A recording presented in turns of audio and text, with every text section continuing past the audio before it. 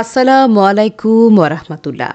প্রিয় দর্শক, জানাজা শেষে চট্টগ্রাম থেকে ফেরার পথে হাসনাত সার্জিসকে ট্রাক চাপায় হত্যার চেষ্টা। ওই ট্রাকটির মালিক একজন আওয়ামী লীগ নেতা। আইনজীবী হত্যায় নিষিদ্ধ সংগঠন ছাত্রলীগ সহ অংশ নেয় 15 জন। চলুন দেখে আসি বিস্তারিত।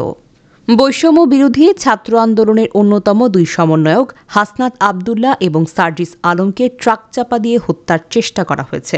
বুধবার চট্টগ্রাম কক্সবাজার মহাসড়কে সন্ধ্যা 7টার দিকে এই হত্যা চেষ্টার ঘটনা ঘটে। আন্দোলনের কেন্দ্রীয় সমন্বয়ক মোহাম্মদ তারিকুল ইসলাম বুধবার চট্টগ্রাম কক্সবাজার মহাসড়কে সন্ধ্যা 7:30টার দিকে এই হত্যা চেষ্টার ঘটনা ঘটে। আন্দোলনের কেন্দ্রীয় সমন্বয়ক মোহাম্মদ তরিকুল ইসলাম এই সকল তথ্য নিশ্চিত করেছেন। তিনি জানান, শহীদ অ্যাডভোকেট সাইফুল ইসলাম আলিফ ভাইয়ের কবর জিয়ারত করে ঢাকায় ফিরছিলেন বৈষম্য বিরোধী ছাত্র আন্দোলনের আহ্বায়ক হাসনাত আবদুল্লাহ এবং সার্জিস আলম। পথিমধ্যে সন্ধ্যা 7:30টার দিকে চট্টগ্রাম কক্সবাজার মহাসড়কে চুন্তি ইউনিয়নের হাজি রাস্তার মোড়ে তাদেরকে ট্রাক চাপা দিয়ে হত্যার চেষ্টা করা হয়। লোহাগাড়া থানার দায়িত্বরত সহকারী উপপরিদর্শক মোহাম্মদ আলিম বিষয়টি নিশ্চিত করেছেন। তিনি বলেন, ঘটনার সঙ্গে জড়িত ট্রাক জব্দ করা হয়েছে। বিষয়টি নিয়ে একটি আইনগত প্রক্রিয়াও চলছে।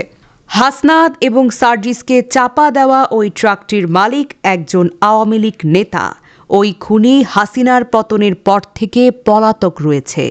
আটকের পর ড্রাইভার দাবি করেছে সে মাল খালাস করতে এসেছে। বাট ফ্যাক্ট ইজ 24 তারিখের পর এই গাড়ির মাল খালাসের কোনো রেকর্ড বা তথ্য পাওয়া যায়নি। এর অর্থ এই গাড়িটা ওদের চাপা দেওয়ার জন্যই ডেডিকেটেড করা হয়েছিল। এর আগে বুধবার দুপুরে চট্টগ্রাম মহানগর আদালতের নিহত আইনজীবী সাইফুল ইসলাম আলিফের দ্বিতীয় জানাজা অনুষ্ঠিত হয়। মহানগরের জমিয়াতুল ফালা মসজিদ মাঠে এই জানাজায় অংশ নেন হাসনাত আবদুল্লাহ এবং সার্জিস আলম। পরবর্তীতে সাইফুল ইসলাম আলিফের মরদেহটি দাফনের পর কবর জিয়ারত করেন তারা। এই সময় উপস্থিত ছিলেন চট্টগ্রাম মহানগর জামায়াতের আমির আলহাজ শাহজাহান চৌধুরী। এই নিয়ে আব্দুল হান্নান মাসুদ বলেন, শহীদ অ্যাডভোকেট সাইফুল ইসলাম আলিফ ভাইয়ের কবর জিয়ারত করে ফেরার পথে আনুমানিক সন্ধ্যা 7:30 চট্টগ্রাম কক্সবাজার মহাসড়কে চুন্তি ইউনিয়নের হাজি রাস্তার মোড়ে বৈষম্য বিরোধী ছাত্র আন্দোলনের আহ্বায়ক হাসনাত আবদুল্লাহ এবং সার্জিস আলমের গাড়ি বহরে ট্রাক চাপা দিয়ে হত্যার চেষ্টা করা হয়। প্রাথমিক তদন্তে ড্রাইভার ময়মনসিংহ থেকে কক্সবাজারে মালামাল খালাস করে আসার কথা বললেও মাল খালাসের কোনো তথ্য পাওয়া যায়নি।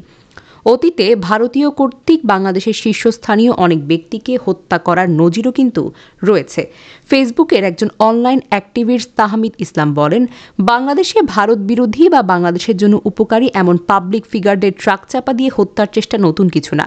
এটি খুবই কার্যকরী এবং পুরনো টেকনিক। বাংলাদেশের সবচেয়ে সফল অর্থমন্ত্রী এম সাইফুর রহমানকে গাড়ি চাপা দিয়ে হত্যা করা হয়। মাওলানা আইনউদ্দিন আল আজাদ, খন্দকার আবদুল্লাহ জাহাঙ্গীর ওনাদেরকেও ট্রাক চাপা দেওয়া হয়। কয়েকদিন আগে জনপ্রিয় ইসলামী বক্তা আব্দুল হাই মোহাম্মদ সাইফুল্লাহকেও একইভাবে হত্যার চেষ্টা করা হয়। গুরুতরভাবে আহত হন তিনি। আজকে শহীদ সাইফুল ইসলাম আলিফের বাড়ি থেকে ফেরার সময় আরাকান সড়কে ট্রাক চাপা দিয়ে হত্যা করার চেষ্টা করা হয় হাসনাত আবদুল্লাহ এবং সার্জিস আলমকে। খুবই পুরনো এবং কার্যকরী টেকনিক। সাদিকুর রহমান খান বলেন, হাসনাত এবং সার্জিস যেদিন লিবারাল ব্লক ক্যান্সেল করল ওর বক্তব্যের কারণে, সেদিনই এই দুজনকে ট্রাক চাপা দিয়ে হত্যার চেষ্টা করা হলো। হাসনাত এবং সার্জিসকে অভিনন্দন জানাই। দিল্লি যাদের শত্রু, বাংলাদেশের 20 কোটি মানুষ তাদের বন্ধু হয়ে যাবে। বাংলাদেশের কোনো রাজনৈতিক দল যেখানে ইসকনকে নিয়ে একটা শব্দ বলতে রাজি হয়নি, সেখানে সার্জিস এবং হাসনাতের স্পষ্ট অবস্থান আমরা মনে রাখব। আমরা মনে রাখব আমাদের ভাইয়েরা দিল্লির চোখ রাঙানোকে ভয় পায় না। তারা এখনো মৃত্যু এবং মাতৃভূমি স্লোগানে অটল আছে। আজকে সার্জিসের বক্তব্যের প্রতিটা শব্দের সাথে একান্ততা প্রকাশ করছি। দিল্লির দালালেরা যতবার আমাদের ভাইয়ের খুন করার চেষ্টা করবে, আমরা তত শক্ত করে আমাদের ভাইকে বুকে জড়িয়ে ধরব। ইনকিলাব জিন্দাবাদ। আইনজীবী সাইফুল ইসলাম আলিফ হত্যার ঘটনায় সন্দেহভাজন 27 জনকে আটক করেছে আইনশৃঙ্খলা বাহিনী। এর মধ্যে অনেক ভিডিও ফুটেজ থেকে শনাক্তের মাধ্যমে আটক হয়েছেন অনেকেই। ধারালো অস্ত্র হাতে সরাসরি অংশ নেয় 15 জনের একটি দল। তাদের মধ্যে অন্তত 2 জন নিষিদ্ধ ঘোষিত সংগঠন ছাত্রলীগের রাজনীতির সঙ্গে জড়িত। এদের 7 জনকে গ্রেফতার করেছে যৌথ বাহিনী। মঙ্গলবার রাতভর অভিযান চালিয়ে নগরের বিভিন্ন এলাকা থেকে তাদের গ্রেফতার করা হয়। বিষয়টি নিশ্চিত করে কোতোয়ালি থানার ভারপ্রাপ্ত কর্মকর্তা ফজলুল কাদের বলেন, ঘটনাস্থলের সিসিটিভি ফুটেজ পর্যালোচনা করে হত্যাকাণ্ডে জড়িতদের চিহ্নিত করা হয়েছে। তাদের মধ্যে 7 জনকে গ্রেফতার করা হয়েছে। সামাজিক যোগাযোগ মাধ্যমে প্রকাশ হওয়া একটি ভিডিওতে দেখা যায়, চট্টগ্রাম আদালত ভবনের সামনের রঙ্গন কনভেনশন হলের গলিতে পড়ে থাকা আইনজীবী সাইফুল ইসলাম আলিফকে বেধড়কভাবে মারধর করছে একদল মানুষ। এদের মধ্যে লাল জামা এবং মাথায় হেলমেট পরিধানকারী একজনকে ধারালো অস্ত্র দিয়ে সাইফুলের ঘাড়ে এবং পিঠে আঘাত করতে দেখা যায়।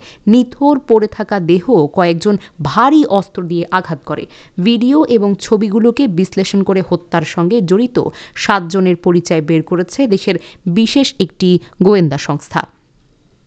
জড়িত 7 জন হলেন বিজিসি ট্রাস্ট ইউনিভার্সিটির এলএলবির 36তম ব্যাচের 4th সেমিস্টারের ছাত্র শুভকান্তি দাস, চট্টগ্রামের মেথরপট্টি এলাকার বাসিন্দা সুমন নন্দী, হাজারিগলি এলাকার মৃত মনোরঞ্জন দের ছেলে বিকাশ দে।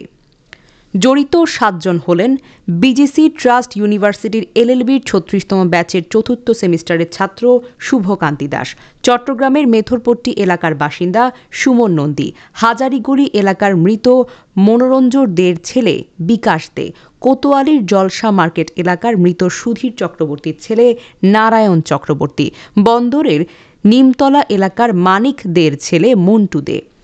এছাড়া দক্ষিণ জেলা ছাত্রলীগের সাবেক সাধারণ সম্পাদক তাহেরের অনুসারী এবং শিপিং কোম্পানি চাকরি করা রাজীব ভট্টাচার্য, চট্টগ্রাম বাকলিয়া কলেজ ছাত্রলীগের সভাপতি জিয়া উদ্দিন ফাহিম এরই মধ্যে তাদের আসামি করে চট্টগ্রাম কোতোয়ালি থানায় মামলার প্রস্তুতি চলছে।